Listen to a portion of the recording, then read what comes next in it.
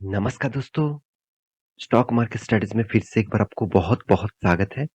तो आज यहाँ पे मैं डिस्कशन करूँगा एक ऐसे कंपनी के बारे में जो अदानी ग्रुप से रिप्रेजेंट करते हैं, अदानी ग्रुप से बिलॉन्ग करते हैं, जिसका हालत अराउंड अराउंड 80% से भी ज़्यादा शेयर क्रैश हो गया था। अदानी ग्रुप के सिर्फ एक बैड न्यूज़ के कारण मतलब हिंडनबर्ग के सिर्फ एक न्यूज़ के कारण और साथ ही साथ दूसरी और 2 कंपनी के बारे में बात करूँगा, जो बहुत बड़ा अपडेट है, जिसके चलते है दोनों कंपनी एक बहुत बड़ा पॉजिटिव और नेगेटिव यहाँ पे न्यूज़ लेके आया है। तो सब कुछ मैं यहाँ पे डिस्कशन करूँगा, तो वीडियो को लास्ट तक देखिएगा और अभी तक आपने चैनल को सब्सक्राइब नहीं किया तो ज़रूर कर लीजिएगा, कंटिन्यूअसली इन्फॉर्मेशन पाने के लिए मार्केट रिलेटेड। तो चलो एक-एक करके डिटेल्स देख लेता हूँ। सबसे पहले मैं जिस कंपनी के बारे में बात कर रहा हूँ यहाँ पे अदानी ग्रुप के अदानी टोटल गैस के बारे में। आप सभी जानते हैं अडानी टोटल गैस में पिछले दिन में एक शानदार मोमेंटम देखने को मिला था और अपर सर्किट में क्लोजिंग हुआ था। देखिए ये कंपनी अभी अपर सर्किट और लोअर सर्किट इस तरीके से काम करने के लिए चलते रहते हैं। क्योंकि देखिए 5 दिन के चार्ट पर ओपन कर दूं तो यहाँ पे देखिए गिरावट कितना छोटा मोटा, चलो इतना तो ठीक ठाक है। एक साल में सॉरी एक मंथ में 4.5% इतना भी ठीक ठाक है। 6 मंथ में कितना 70% के आसपास और भी ज्यादा था अराउंड 80% के आसपास। तो कंपनी ने थोड़ा सा रिकवरी भी किया। एक साल में 67%, 5 साल में प्रॉफिट में है और मैक्सिमम में भी प्रॉफिट में देखने को मिला। देखिए कंपनी कितना शानदार मोमेंटम कर रहा था, उसके बाद अचानक क्रैश। तो इस क्रैश के पीछे और कोई वजह नहीं है। हिंडनबर्ग के रिपोर्ट के कारण अदानी ग्रुप के हर कोई कंपनी के ऊपर गिरावट देखने को मिला।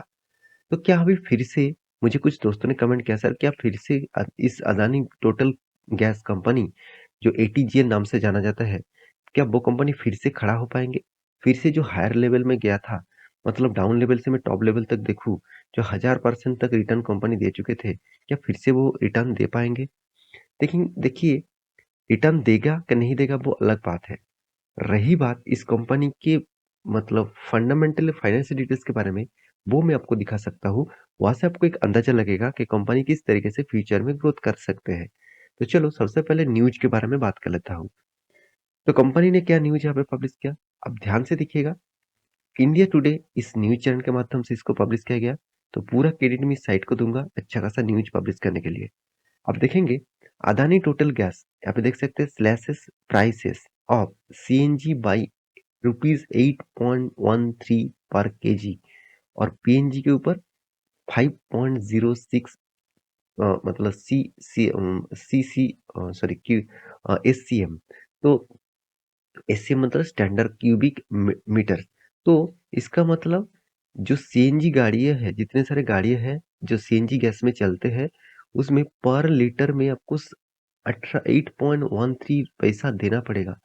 बट मान के मोटा मोटी मान के चलिए 8 रुपीज के आसपास उसको एक्स्ट्रा पैसा देना पड़ेगा। तो सोचिए ये फायदा किसको मिलेगा, कंपनी को मिलेगा।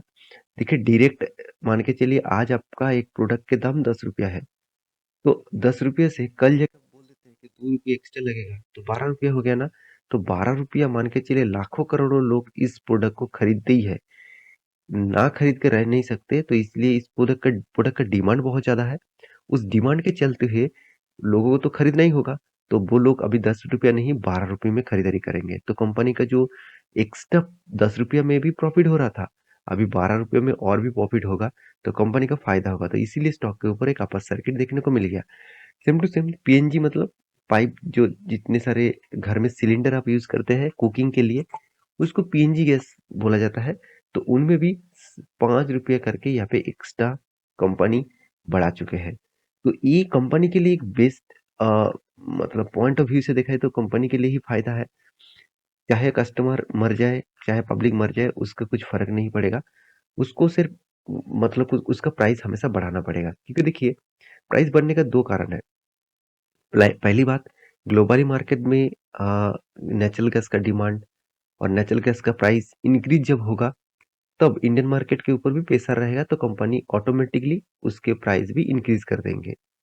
आप देखेंगे यहाँ पे बताया जा रहा है अदानी टोटल गैस, जिसका नाम एटीजीएल है, अनाउंस दैट द यहाँ पे प्राइस जो मतलब यहाँ पे देखते हैं कंप्रोज नेचुरल गैस जो सीएनजी नाम से जाना जाता है, उसको 8.13 रुपीज पर किलो में बढ़ा चुके हैं।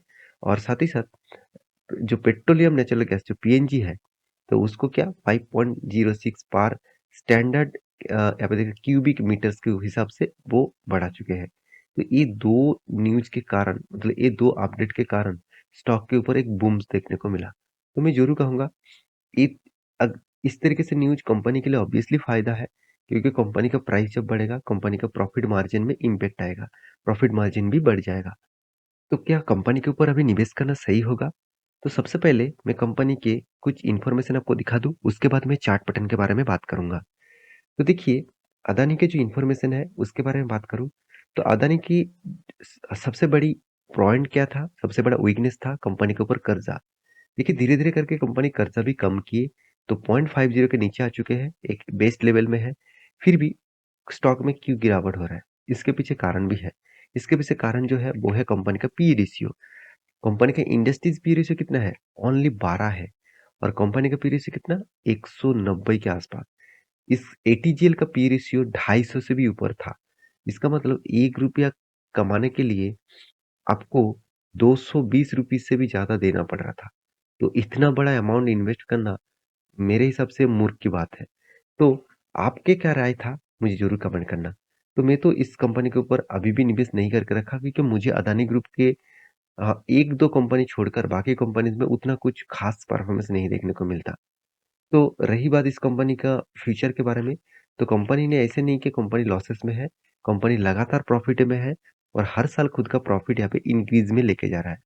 तो रही बात कंपनीज़ के ऊपर जो इसका कर्जा, कर्जे के बारे में बात करूँ तो 2 तरीके से कर्जा होता है, एक शॉर्ट टर्म, एक लॉन्ग टर्म। तो कंपनी का लॉन्ग टर्म का जो कर्जा है, वो भी 400 करोड़ के आसपास है, शॉर्ट टर्म के लिए 750 करोड़ के आसपास देखने को मिला। तो कंपनी के कैश फ्लो के बारे में बात करूँ, तो कंपनी का जो कैश फ्लो है, कंपनी जितना प्रॉफिट खाते में दिखा रहा है, उतना पैसा कंपनी के हाथ में आ रहा है। इसका मतलब कंपनी का जो कैश फ्लो है, वो बेस्ट लेवल में देखने को मिला। तो यही सबसे पॉजिटिव पॉइंट है अदानी ग्रुप के ऊपर। देखिए, आपको अदानी ग्रुप में पसंद है, तो आप निवेश कभी भी कर सकते हैं। फिर भी मैं कहूँगा, हाई वैल्यूएशन में निवेश करना बहुत बड़ा रिस्की होगा। तो रही बात इस कंपनी के चार्ट पैटर्न का, मैं पहले ही बोल चुका हूँ, ये जो लेवल है बहुत स्ट्रॉन्ग है, क्योंकि इस लेवल को एक एक सपोर्ट के तरीके से फेस किया, उसके बाद स्टॉक में बूम आया। तो ये लेवल को बहुत स्ट्रॉन्ग लेवल माना जाता है। अगर इस मैं ज़रूर यहाँ पे एंट्री लूँगा एक ट्रेडिंग के लिए, तो ये 200 डेज़ के ऊपर अगर ट्रेड करे, तो मैं एक अपर लेवल में एक एंट्री लूँगा, नहीं तो मैं होल्ड करूँगा। मुझे लगता है इस लेवल तक आ सकते हैं ₹360 के आसपास। तो आपका क्या राय है? मुझे ज़रूर कमेंट करना। तो ये था फर्स्ट कंपनी। सेकंड कंपनी के बारे में बात करूँ, जिसका नाम है वोडाफोन आइडिया, जो टोटली हालत और भी बिगड़ते देखने को मिल रहा है, क्योंकि वोडाफोन आइडिया का सबसे ज़्यादा प्रॉब्लम है उसका कर्जा। उसका कर्जा उसको पूरा के पूरा बर्बाद कर रहा है। कितना भी प्रॉफ़िट कर ले, उसका कर्जा उसको दबा के रख रहा है। साथ ही साथ कंपनी का जो कस्टमर है, वो लगातार-लगातार कम होता जा रहा है, क्योंकि उसका सर्विसेज़ खराब होते जा रहे हैं, तो लोग कस्टमर कहाँ से रहेंगे? जहाँ पे मतलब रिलायंस का जियो, साथ ही साथ भारती एयरटेल जो 5G के ऊपर काम करना स्टार्ट कर दिया, जो 5G सर्विसेज़ शुरू कर दिया, वहाँ पे भी वोडाफ़ोन आइडिया अभी भी ठीक-ठाक से 4G नहीं दे पा रहा है। तो उस हिसाब से कस्टमर तो पैसा सेम देगा, तो कस्टमर क्यों रहेगा उस कंपनी के ऊपर? तो इसलिए मैं पिछले भी एक वीडियो बना के दिया था, तब मैं आपको बताया था कि वोडाफ़ोन आइडिया बहुत सारा कस्टमर लूज़ कर चुके हैं, बहुत सारे लाखों कस्टमर लूज़ कर चुके हैं। तो यहाँ पे फिर भी देखिए वोडाफ़ोन आइडिया के ऊपर एक बहुत बड़ा अपडेट आया। Vodafone pays 10% of quarter 4 licence fees dues. तो वोडाफ़ोन पेज़ कर चुका है 10% क्वार्टर 4 का licence fees dues 6 times till July 31st to clear balance. मतलब कंपनी यहाँ पे बता रहा है कि कंपनी के ऊपर जो क्लियर है, वो बैलेंस जो क्लियर है, उसको 31 जुलाई से पहले ही क्लियर करना पड़ेगा। आप देख सकते हैं Vodafone idea has paid only 10%। मान के चलिए आपने 100% का टोटल कर्जा लिया, उनमें से आप सिर्फ 10% ही कर्जा मिटा पाए। मतलब सॉरी चार्जेस दिया, कर्जा भी नहीं है, यहाँ पे जो लाइसेंस फीस होते हैं उसको दिया, चार्जेस तो अलग बात है। तो लाइसेंस फीस का ही 10% दे पा रहा है, तो कर्जा तो अलग बात है। तो कंपनी 90% अभी भी बैलेंस क्लियर नहीं कर पाया और उसको टारगेट दिया गया है कि जुलाई मंथ से पहले उसको पूरा का पूरा जो ट्रांजैक्शन चार्जेस है, मतलब जो लाइसेंस फीस है, उसको देना पड़ेगा। मान के चलिए आपके पास एक बाइक है, उस बाइक का भी आपका रोड लाइसेंस है, आपको आपका रोड लाइसेंस खत्म हो गया, तो क्या आप बाइक लिए बाहर जा सकते हैं? आप किसी बाहर जाएँगे तो आपको पुलिस पकड़ सकते हैं और आपका अच्छा खासा चालान बन सकते हैं। आपका बाइक्स भी वो मतलब ले जा सकते हैं। तो सेम टू सेम यहाँ पे वोडाफ़ोन आइडिया को भी एक टाइम दिया गया। उस टाइम पीरियड के अंदर-अंदर अगर ये 90% का जो लाइसेंस फ़ीस है, वो अगर नहीं मिटाएगा, तो कंपनी के लिए बहुत बुरी तरीके से हालत खराब देखने को मिलेगा। तो मैं बार-बार इसलिए बोलता हूँ कि वोडाफ़ोन आइडिया ट्रेडिंग के लिए ठीक है, इन्वेस्टमेंट के लिए अभी ठीक नहीं है। बहुत सारे लोग मुझसे डिसएग्री भी है, वो मुझे यही कमेंट कर रहा है कि आज नहीं तो कल वोडाफ़ोन आइडिया बहुत बड़ा बनेगा। देखिए, आपकी बात भी सही है, तब बड़ा बनेगा जब उसको फंडिंग मिलेगा। जब इसको फंडिंग मिलेगा ना, मैं खुद इन्वेस्टमेंट करने के लिए तैयार हूँ।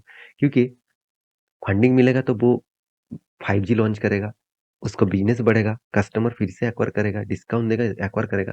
साथ ही साथ उसका कर्जा जो है वो धीरे-धीरे कम होगा, तो बिज़नेस फिर से ट्रैक में आ जाएगा। देखिए ऐसे बहुत सारे कंपनीज़ हैं जो डूब चुके थे, फिर से वो खड़ा हुआ, उसके ऊपर बहुत सारे कंपनीज़ ने इन्वेस्टमेंट किया।